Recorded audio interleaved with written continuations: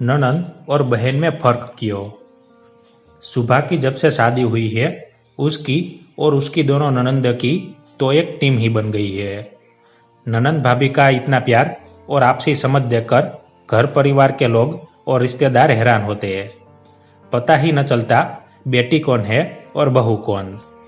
सुभा के सास ससुर बहुत खुश थे कि उनकी बहू कितनी अच्छी है। गुणवान और मधुर स्वभाव, अन्नपूर्णा, हाथों में स्वाद का जादू। दोनों ननंदों हर काम में भाभी का हाथ बटाती, तो सुभा भी दोनों ननंदों के बिना कहीं नहीं आती जाती। जो कुछ अपने लिए लेती वही ननंदों के लिए भी लेती, और सुभा सासू माँ और ससुर जी की पूरी सेवा करती। सुभा का पति सूरज तो सुभा के रूप और गुणों का दीवाना था। सूरज का पूरा परिवार ही खुश था सुभा से। आज सूरज की चाची अपने परिवार सहित उनके घर आई थी। चाय नाश्ते के बाद चाची की बहू अनीता सुभा के कमरे में आ गई। दोनों बातें कर रही थी, तभी सुभा की दोनों ननंदे आई और बोली, भाभी कल कॉलेज में फंक्शन है, आपकी साड़ी और गहने चाहिए, साथ में मेकअप का सामान भी। सुभा बोली, अलमारी खुली है, जो जी चाहे साड़ी ले लो और ज्वेलरी ले लो। मेकअप का सामान ड्रेसिंग टेबल पर रखा है। दोनों ननंदों ने अपने हिसाब से एक एक साड़ी पसंद की। ज्वेलरी और मेकअप का कुछ सामान लेकर चली गई।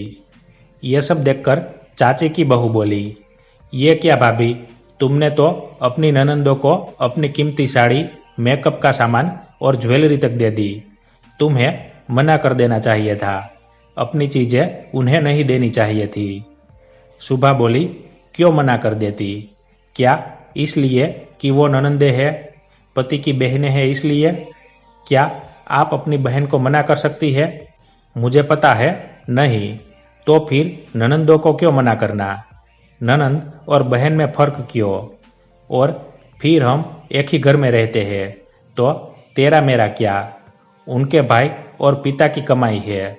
मेरे लिए मेरी ननंदे मेरी बहनें हैं, और मैं भी किसी की ननंद हूँ, और आप भी। अगर हमारी भाभियाँ भी ऐसा ही व्यवहार करें तो कैसा लगेगा? वैसे एक सच्चाई ये भी है, हम अपने लिए तो चाहते हैं कि हमारी भाभियाँ हमसे अच्छा व्यवहार करें, तो हमें भी अच्छाई की शुरुआत करनी चाहिए। दोनों की सासू माँ बाहर खड़ी सब सुन रही थी, जो सुभा और अनीता को बुलाने आई थी। सुभा की सासू माँ को अपनी बहू पर गर्व हो रहा था, और अनीता की सासू माँ को अपनी जेठानी से जलन हो रही थी, क्योंकि उन्हें सुभा जैसी बहू जो मिली थी। धन्यवाद।